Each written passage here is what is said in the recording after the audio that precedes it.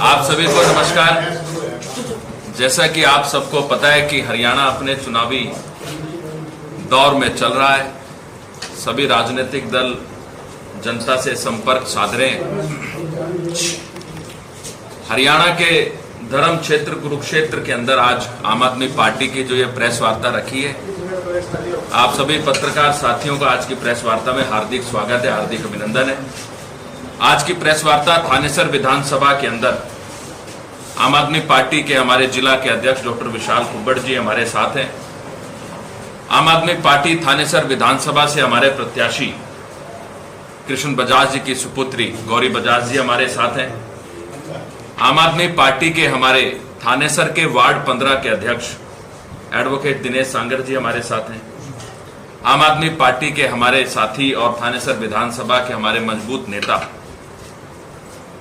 कृष्ण हतीरा जी हमारे बीच में मौजूद हैं और तमाम पत्रकार साथियों का हम स्वागत करते हैं। साथियों, आम आदमी पार्टी इस बार पूरी मजबूती के साथ हरियाणा विधानसभा का चुनाव थानेसर विधानसभा में भी लड़ रही है।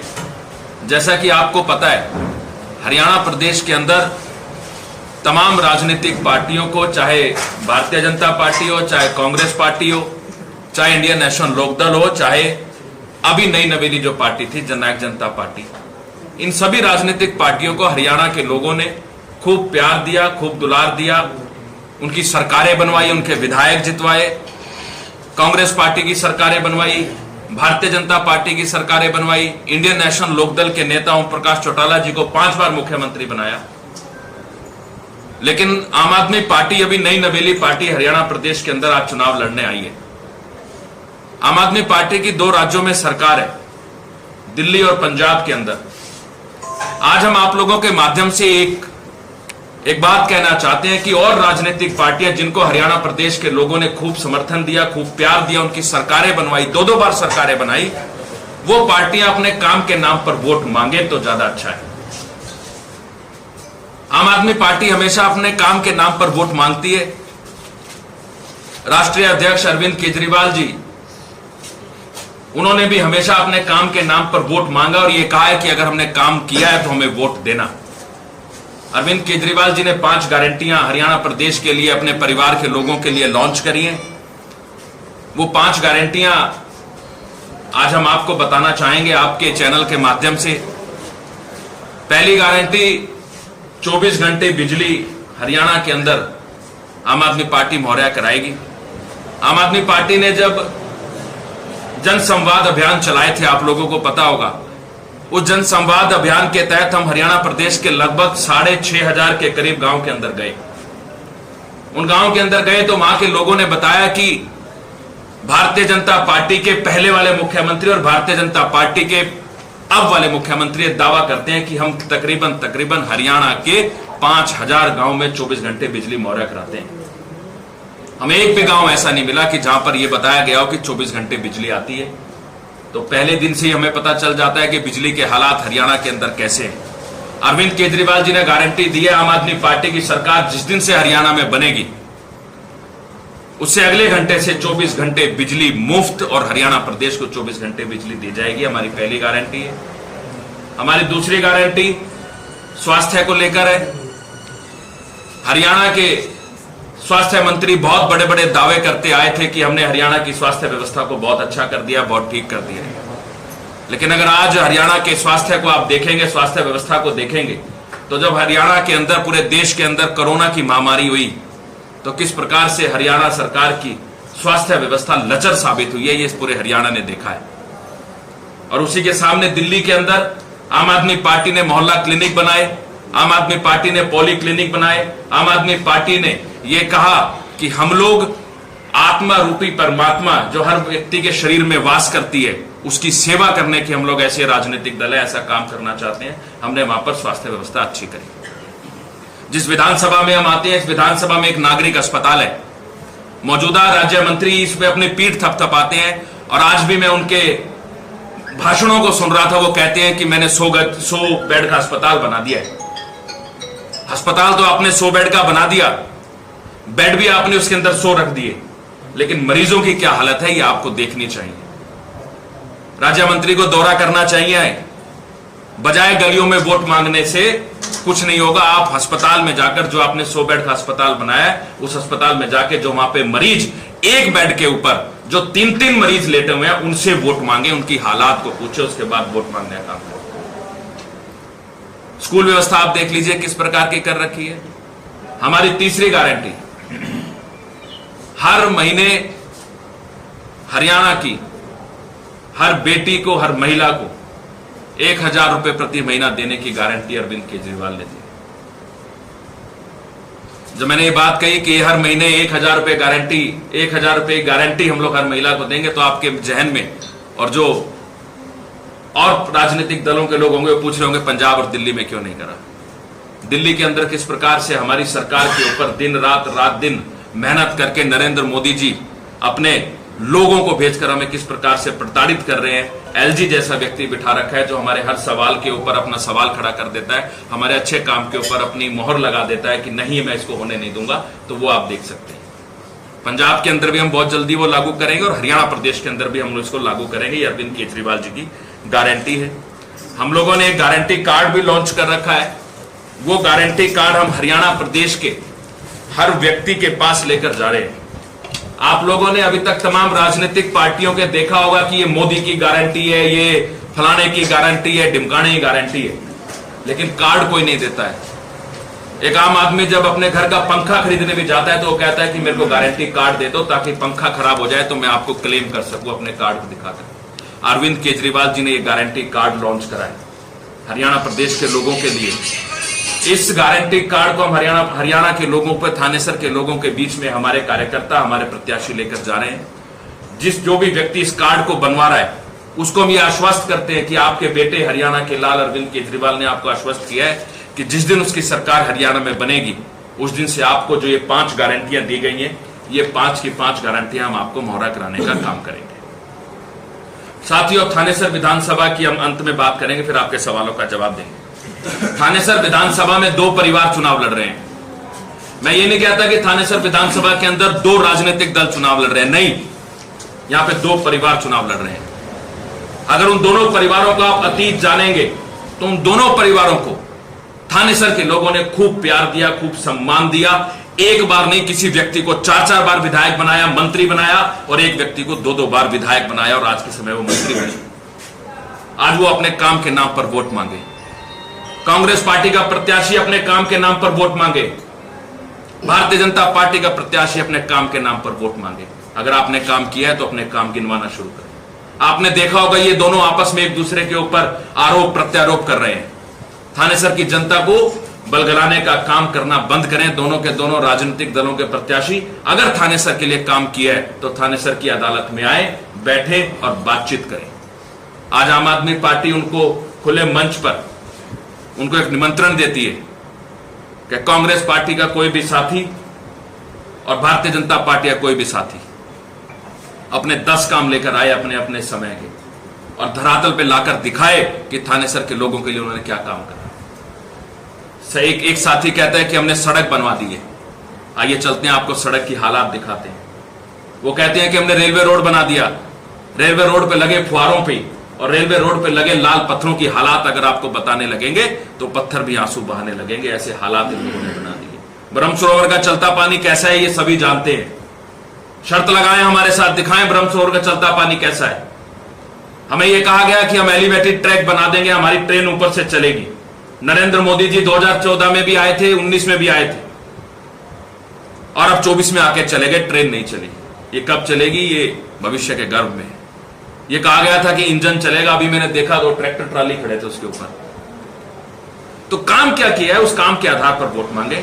आम आदमी पार्टी इन 5 गारंटियों के साथ थानेसर के इस चुनाव के अंदर उतर चुकी है। पूरी मजबूती के साथ हम लोग चुनाव लड़ रहे हैं। बहुत जल्दी हमारे प्रदेश के बड़े बड़े नेता थानेसर के लोगों के साथ मिलेंगे, बैठेंगे, बातचीत करेंगे, टाउन हॉल करेंगे, ये की सारी चीजें करेंगे। आज की प्रेस वार्ता में आप आए, उसका शुक्रिया। आपके जो भी सवाल हैं वो भी लेंगे। उससे पहले मैं चाहूंगा हमारे जिलाध्यक्ष जी अपनी बात को रखें, और अगर गौरी बजाज जी जो हमारे प्रत्याशी की सुपुत्री हैं वो भी अपनी बात को रखें, फिर सवाल जवाब का दौर शुरू करें। धन्यवाद। मैडम थोड़े आगे आ जाओ थोड़ा सा। हाँ जी क्या कहेंगे मैम, कैसा जन समर्थन मिल रहा है? बहुत बढ़िया जन समर्थन मिल रहा है। लोग हमारे ऊपर खुद दबाव बना रहे हैं कि हमें एक ईमानदार विधायक चाहिए। लोग बहुत परेशान हैं जो यहाँ पे भ्रष्टाचार फैला हुआ है उसकी वजह से, और मुझे पूरा यकीन है कि पिताजी को पूरा समर्थन मिलेगा यहाँ पर पूरी जनता कुरुक्षेत्र की जनता का।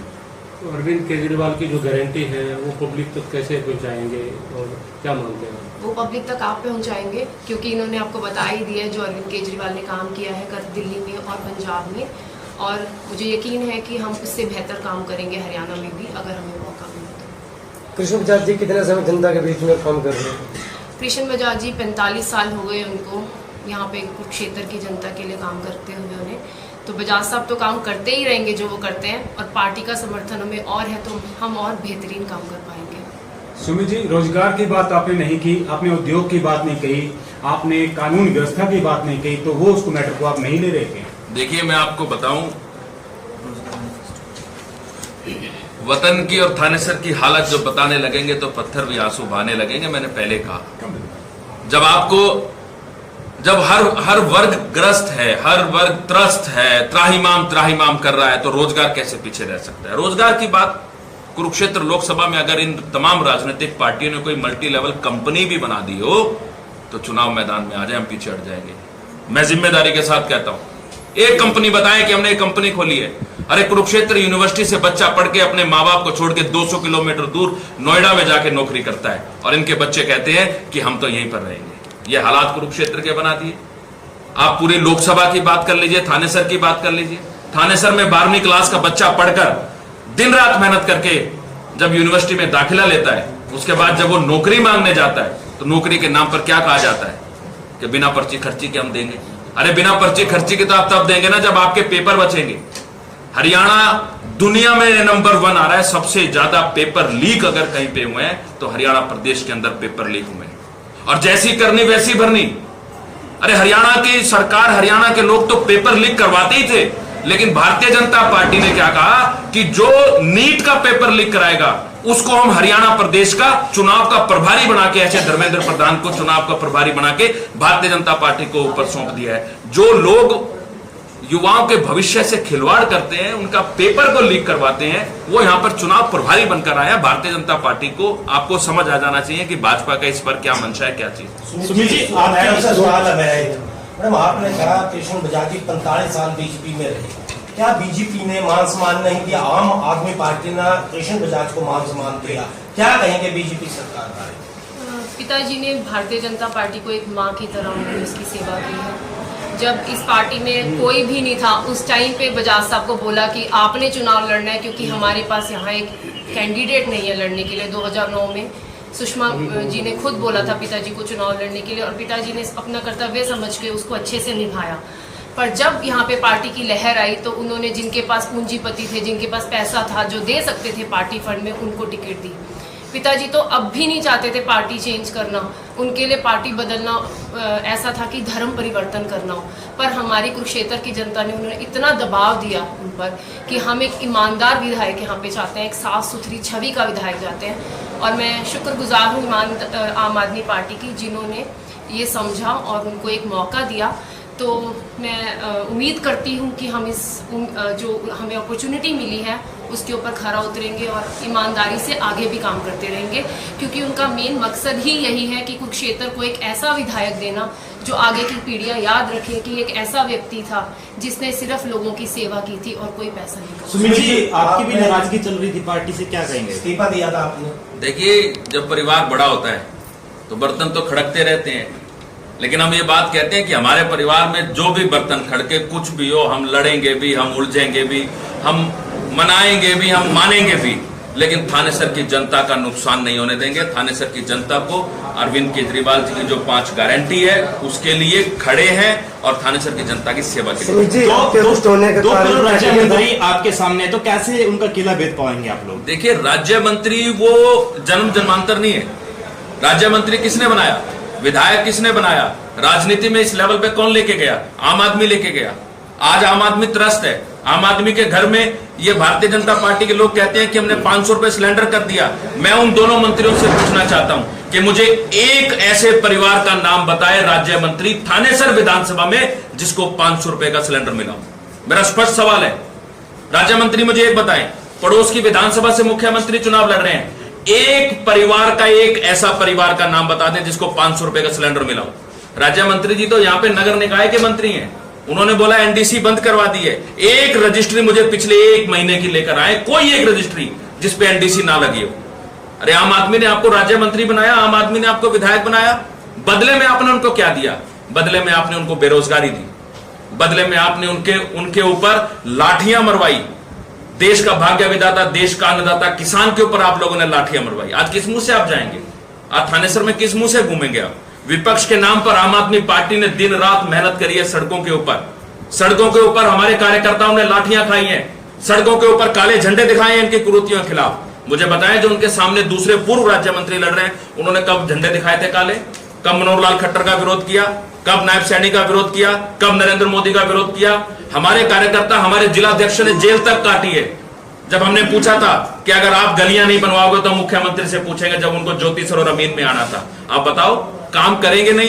पूर्व मंत्री को लेकर काम करेंगे। एलएनजेपी हॉस्पिटल की बात की थी, आज चिश्ती के अंदर एक एलएनजेपी हॉस्पिटल है, इसमें एक भी सर्जन नहीं है, क्या कहेंगे? ये देखिए, ये नारा देते हैं नॉन स्टॉप हरियाणा। मैं ये कहता हूं कि हमारे को बड़ा गर्व होता था, हम सबने भी पढ़ा होगा, देशा में देश हरियाणा जिस दूध दही का खाना। लेकिन आज हरियाणा की हालात क्या हो गई है? Non stop Haryana. महिला अपराध में नॉन स्टॉप हरियाणा, बेरोजगारी में नॉन स्टॉप हरियाणा, नशे में नॉन स्टॉप हरियाणा, भ्रष्टाचार में नॉन स्टॉप हरियाणा। अरे किस चीज में रुका? सर, आपके हरियाणा आम आदमी पार्टी के पास ऐसा क्या जादुई चिराग है जो हरियाणा को आर्थिक रूप से मजबूत कर देगी? जितने आपने बातें बताई वो सारी अगर अर्थ है, धन है, तब इसको स्मूथ रूप से चला पाएंगे। आपके पास क्या जादुई चिराग? देखिए, हम बताते हैं, आम आदमी पार्टी कभी भी ये चीज नहीं देखती कि कौन किस परिवार का है, कौन कितना बड़ा पूंजीपति है। आम आदमी पार्टी डिग्रियां देखती है, आम आदमी पार्टी पढ़े लिखे लोगों को मौका देती है। आज आम आदमी पार्टी की जो कल मुख्यमंत्री बनी है वो सबसे ज्यादा पढ़ी लिखी मुख्यमंत्री है। और भारतीय जनता पार्टी उन पर क्या सवाल उठाती है?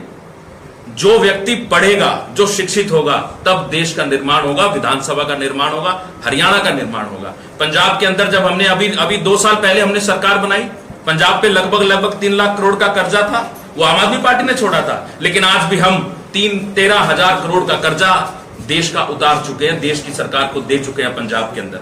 हरियाणा प्रदेश के अंदर जब भूपेंद्र सिंह हुड्डा जी ने, भारतीय जनता पार्टी जब शिकस्त खाई थी, तब कितना कर्जा था? आज मनोहर पार्ट 1 और मनोहर पार्ट 2 और नायब सैनी पाइया बोलता हूं 250 ग्राम पार्ट, उसके अंदर आज हरियाणा प्रदेश पे कितना कर्जा है? लगभग 4 लाख करोड़ का कर्जा है। एक इंडस्ट्री लगाई हो, एक हॉस्पिटल खोलाओ, एक अच्छा कॉलेज खोलाओ, कोई यूनिवर्सिटी बनाई हो। एक यूनिवर्सिटी, आयुष यूनिवर्सिटी पे ये लोग अपनी पीठ थपथपाते हैं। मैं अक्सर एक बात कहता हूं, आप उसकी 4 दीवारी गिनवा दो, मैं बैकआउट कर जाऊंगा। आपने 4 दीवारी भी पूरी नहीं करी है, आपका जो मैंने यूनिवर्सिटी बना दिया है। तो हरियाणा प्रदेश के लोगों ने भारतीय जनता पार्टी का भी राज देख लिया, हरियाणा प्रदेश के लोगों ने कांग्रेस पार्टी का भी राज देख लिया। अब की बार हरियाणा प्रदेश के लोग अपने बेटे, अपने लाल अरविंद केजरीवाल के लिए बिल्कुल आतुर हैं। और आने वाली 5 अक्टूबर को हमारे 90 की 90 सीटों पर और खासकर थानेसर विधानसभा के ऊपर झाड़ू का बटन चलाएंगे। ऐसी झाड़ू चलाएंगे कि ये जितने भी परिवारवाद के लोग हैं और ये जितने भी भ्रष्टाचार के लोग हैं, सबका सफाई करेंगे। केजरीवाल जी आ रहे हैं कुरुक्षेत्र में या मुख्यमंत्री है? देखिए, अभी जैसे ही हमें पता चलेगा, जाहिर सी बात है, धर्म क्षेत्र कुरुक्षेत्र के अंदर जब पांडव और कौरवों की लड़ाई थी तो हमारे योद्धा आए थे और हमें पूरी उम्मीद है कि शीर्ष नेतृत्व बहुत जल्द इस रणभूमि में आएगा। और ये तो हमारे तो प्रत्याशी का नाम भी कृष्ण है, और कृष्ण जी ने तो महाभारत का युद्ध लड़ा था, और अब की बार आम आदमी का युद्ध लड़ने आए हैं। युद्ध का मजा भी आएगा, जीतने का मजा भी आएगा। और मैं तो एक चीज अंत में कहूंगा, चाहे भाजपा ही हो, चाहे कांग्रेस पार्टी के लोग हों, हल्के में लेने की गलती मत करना, अपना अतीत जान लेना। दिल्ली में भी आप लोगों ने हल्के में लिया था, पंजाब में भी हल्के में लिया था, और अगर थानेसर कुरुक्षेत्र में हल्के पे लोगे तो कमर की पेटी बांध लो, मौसम बिगड़ जाएगा। लोकसभा में आप कांग्रेस के साथ मिलकर लड़े थे, तो आप कैसे कांग्रेस के वोट बैंक में सेंध मार पाए? देखिए, मैं ये नहीं कहता कि हम लोग कांग्रेस से मिलकर लड़े थे। हिंदुस्तान के अंदर तानाशाह की एक सरकार बन चुकी थी, वो जब चाहे जैसे मर्जी चाहे जो मर्जी ले लेते थे। अरे आपने टैक्स बढ़ाया, आधी रात को पटाखे बजवा दिए जीएसटी के नाम पर। आपने किसी किसान से पूछा नहीं, आपने काले कानून आपने थोप दिए। आप कभी भी किसी से पूछते नहीं थे, तानाशाह कर रखे थे, अपनी सरकारी एजेंसियों का आप दुरुपयोग कर रहे थे। देश का सबसे ईमानदार व्यक्ति अरविंद केजरीवाल को बिना किसी सबूत के, बिना किसी गवाह के, बिना किसी वजह से उसको जेल में डाल दिया। उसकी सरकार को आप तोड़ना चाहते थे। देश के दूसरे नंबर की सबसे बड़ी पार्टी कांग्रेस पार्टी, आपने उसके खाते सीज करवा दिए। तो ये अघोषित आपातकाल था, और जब आपातकाल होता है तब राजनीतिक का कोई आधार नहीं रह जाता। अगर एक व्यक्ति गणतंत्र का नुकसान करेगा, जनतंत्र का नुकसान करेगा, राजतंत्र के ऊपर लेकर आएगा, तो जनता को बीड़ा उठाना पड़ेगा।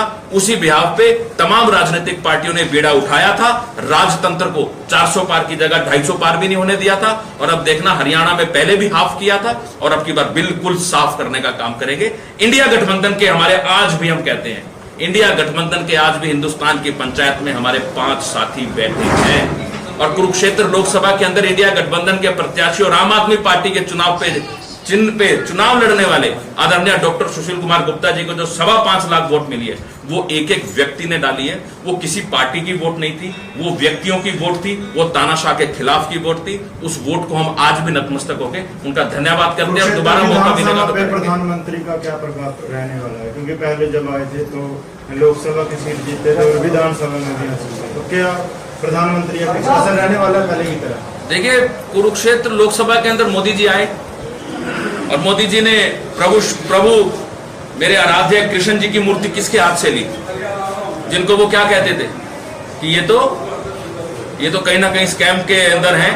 उन्होंने खूब तालियां बटोरी थी, बातचीत करी थी। तो इससे साफ जाहिर हो गया है, नरेंद्र मोदी जी जिसके बारे में कहते हैं, ना वो कहते हैं ना वो सुनते हैं, वो कुछ भी नहीं करते हैं। इससे साफ जाहिर होता है, मोदी जी आए थे, भाषण लेकर आए थे, भाषण पढ़ के चले गए, ना काम किया ना धाम किया। कुरुक्षेत्र के लोगों के लिए ना कुछ देकर गए, ना ही कुरुक्षेत्र के लोगों के लिए कोई बात करके गए। मुख्यमंत्री ने अनेकों घोषणाएं कर दिया बिना सोचे समझे, क्या वो घोषणाएं पूरी हो पाएंगी? क्या भाजपा सरकार वोट बैंक बढ़ा पाएगी? देखिए, ऐसे मुख्यमंत्री हैं जिनको यही नहीं पता था कि चुनाव होने वाले हैं। अगर मुख्यमंत्री जी को पता था कि चुनाव होने वाले हैं तो आपने देखा होगा, चुनाव आयोग की प्रेस वार्ता से 3 घंटे पहले मुख्यमंत्री ने प्रेस वार्ता करी थी और मुख्यमंत्री ने एक चीज कही थी कि नहीं अभी चुनाव नहीं होने वाले। मुख्यमंत्री जी को पता ही कुछ नहीं था। मुख्यमंत्री को मुख्यमंत्री बनना था वो भी नहीं पता था। तो उनको बेचारों को कुछ पता नहीं है। खट्टर साहब ही मुख्यमंत्री थे, खट्टर साहब ही मुख्यमंत्री हैं। नायब सैनी जी को केवल बलि का बकरा बना के उनको बेचारे को परेशान किया जाए। अरविंद केजरीवाल जी जो मुख्यमंत्री थे, उन्होंने बाहर आते ही अपने मुख्यमंत्री पद से इस्तीफा दिया है, तो इस पे आप क्या कहना चाहोगे? देखिए, अरविंद केजरीवाल जी को ये जितना हल्के में समझेंगे, वो इन सबका गुरु है, क्योंकि उसके ऊपर आम आदमी का आशीर्वाद है। उसने तमाम राजनीतिक पार्टियों को ये सबक सिखाया है कि अगर आप जनता का काम नहीं करोगे तो आप सत्ता से बाहर हो जाओगे। ये लोग, भारतीय जनता पार्टी के लोग क्या कहते थे? ये कहते थे कि मुख्यमंत्री जेल में, इस्तीफा दो, इस्तीफा दो, इस्तीफा दो, इस्तीफा दो। क्यों दो इस्तीफा? क्या चाहते थे ये? जब मुख्यमंत्री जी जेल में थे, इन लोगों ने अपना लोटस ऑपरेशन चलाया।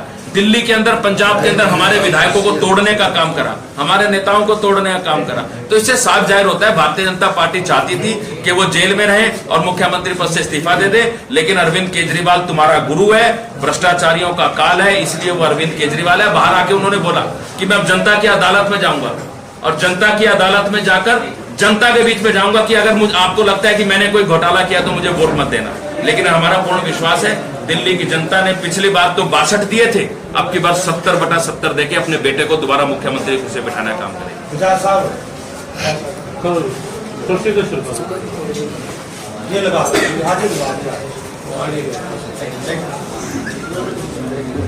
उम्मीदवार चुना है, क्या मुद्दे लेकर जनता के बीच में जा रहे हैं? यहाँ मुद्दे ही बहुत है, मुद्दे और कुछ है नहीं जी। मैंने आपको एक बार पहले प्रेस कॉन्फ्रेंस में कहा था, जो मेरा विजन है मैं आपको बाद में बतलाऊंगा। हुआ क्या है यहाँ पे पिछले 10 साल के अंदर, आप ये मुझे बतला दीजिए। सबसे जो मुख्य मुद्दा मैं आपको हल्का सा कह दूंगा, बेरोजगारी है। उससे ऊपर यहाँ कुछ हो नहीं सकता। यहाँ तो लोगों के पास जीविका भी नहीं है, रोजगार तो बहुत दूर की बात है। जीविका आप समझते क्या है, जो हमारे खाने के लिए आवश्यक है, वो भी नहीं है। सबसे मुख्य मुद्दा रोजगार है। अगर रोजगार यहाँ हल हो गया तो 90% अपने आप हर चीज हल हो जाएगी। अगर यहाँ पे लोगों को रोजगार मिल गया, जो नशे के अंदर हमारे बच्चे जा रहे हैं वो नशे में नहीं जाएंगे, क्योंकि उनको जब काम होगा तो इधर उधर मत नहीं भटकेंगे। तो यहाँ 5,000 करोड़ रुपए का विकास किया गया है पूरे क्षेत्र में। 5,000 करोड़ रुपए का विकास लगातार मंत्री जी कह रहे हैं, तो ऐसे में क्या कितनी सच्चाई है इस पर?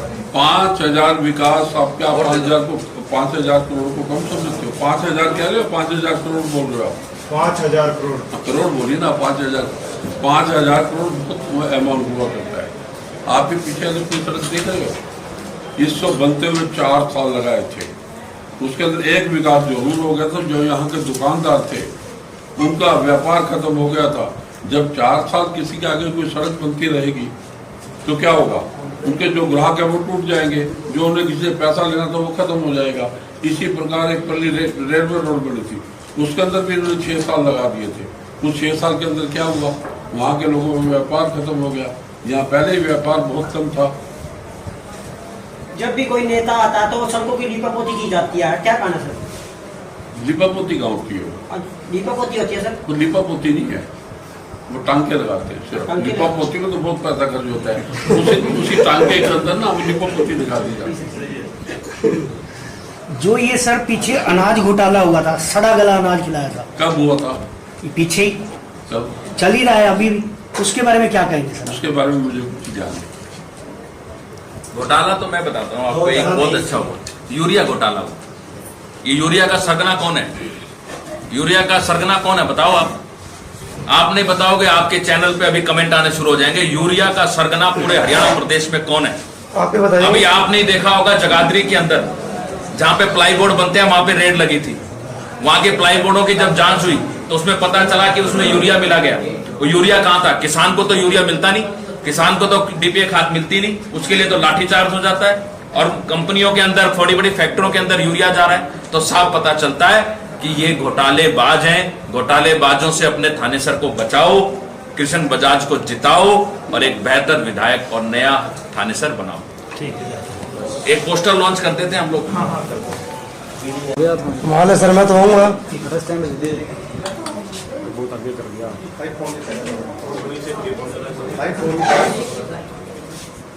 सब तो इतना ही हो गया। हम एनओसी कमेटी से लेने जाते हैं। अगर आप कहीं हम आ गए ना उसके अंदर, तो आप देखना घपला तो निकलेगा ही सिर्फ वहां पे, क्योंकि वहां पे जितने भी इन्होंने कर्मचारी रखे हुए हैं, कोई भी पक्का कर्मचारी नहीं है नगर परिषद थानेसर के अंदर।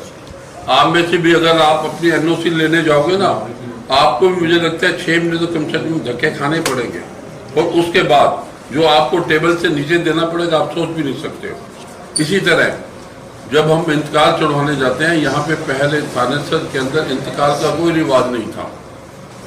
लोगों के 70, 60 साल 55 साल से प्लॉट लिए हुए हैं, आज तक तो किसी ने इंतकाल के बारे में पूछा नहीं था। अब आप जब इंतकाल कराने जाओ ना, आपको मालूम हो जाएगा भी आपसे अंडर द टेबल क्या मांगेंगे, और जायज काम होगा तब भी आपसे पैसे मांगे जाते हैं। तो ये शहर की जो मुख्य समस्या है जिससे हर आदमी प्रभावित है, मैं इसके बारे में आपको कहना चाहता था। धन्यवाद। तो बिलाल साहब, इलेक्शन नहीं हुआ नगर पालिका, काफी समय हो गया, क्या कहेंगे? नगर परिषद का पालिका नहीं है, वो आप समझ लीजिए। अरे आप तो उसकी बात करते हो, इतिहास के अंदर पहली बार हुआ कुरुक्षेत्र के अंदर 3 जिला अध्यक्ष बदल दिए गए, और वो भी चुनाव के समय में। कभी आज तक ऐसे नहीं हुआ था। आप क्या समझते हो क्यों बदले गए? आप बदलाव क्यों बदले गए होंगे? क्योंकि राजनीतिक इसका दबाव इतना था इस परिवार का। और उसके बाद इससे बड़ी एक चीज और हुई, कुरुक्षेत्र के अंदर 4 महीने के अंदर एसपी 3 बदल दिए गए। एसपी कोई छोटी चीज नहीं हुआ करता। अगर आप आईपीएस अधिकारी पे इतना दबाव डालोगे तो आप क्या सोचते हो इस शहर का क्या होगा? जो कुछ घटना वहां घटी, आप समझो कहाँ घटी थी। एक पुलिस अधिकारी के ऊपर हमला किया गया, वो इसी का कारण है। नहीं तो पहले क्या होता था, आप पुराने टाइम में जाओ, एक थानेदार की जब ट्रांसफर होती थी ना 3 या 4 साल लग जाते थे। यहाँ तो एक आईपीएस ऐसे अधिकारियों को 2 को बदला गया कि उनसे आपको नेक इंसान ही नहीं मिल सकते, क्योंकि वो इनका कहना नहीं मानते थे। और उसके बाद एक बात और मैं अवश्य कहना चाहूँगा, एक और विधायक है जो पहले यहाँ से 8 विधायक के चुनाव लड़ बैठे हैं, 2 उन्होंने पार्लियामेंट के लड़े हैं और एक अब असेंबली की तैयारी कर रहे हैं। उनके चारों तरफ जो लोग इस वक्त आए हैं वो जानते हो कौन है? उन्होंने आके बीजेपी के अंदर 10 साल मिलाई चाटी, अब वहां से छलांग मारकर उधर जा रहे हैं। क्यों जा रहे हैं? क्योंकि उनका एक धंधा है भी राजनीति के थ्रू पैसा कैसे कमाए। तो मैं आपको ये कहूंगा, थानेसर की जनता इस बात का अवश्य ध्यान रखेगी कि जो ये माफिया है या इनके साथ जो बदमाश हैं, उन्होंने चौटाला साहब की सरकार के अंदर भी बहुत ज्यादा किया था। मुझे अच्छी तरह याद है, थानेसर बंद था किसी मुद्दे को लेके, मेरे सिर के अंदर उस वक्त 17 टांके आए थे, ठीक है ना। तो मैं आपसे एक और कहूंगा और जनता से भी अपील करूंगा भी ऐसे लोगों को अगर उन्होंने दोबारा यहाँ ला दिया तो ये सोचना थानेसर का हाल क्या होगा, आप सोच भी नहीं सकते। धन्यवाद। मतलब आपने देख लिया पीछे से किसी महिला ने क्या बोला, आपने सुन लिया ना, कितनी दहशत थी उस वक्त इन लोगों की। रात को सोते हुए वे इकट्ठे सोते थे, अलग अलग भी सोते थे। अगर ऐसे लोगों को आप, उस वक्त सरगना कौन था यहाँ का? अशोक अरोड़ा था, अब भी वह छलांगे मारता फिर रहा है और लोगों को कह रहा है विधायक तो मैं बन ही गया हूँ, आगे मैं पता नहीं क्या बनूंगा। जब इतना अभिमान आ जाए ना तो आप सोच लो वो इस शहर का क्या हाल है।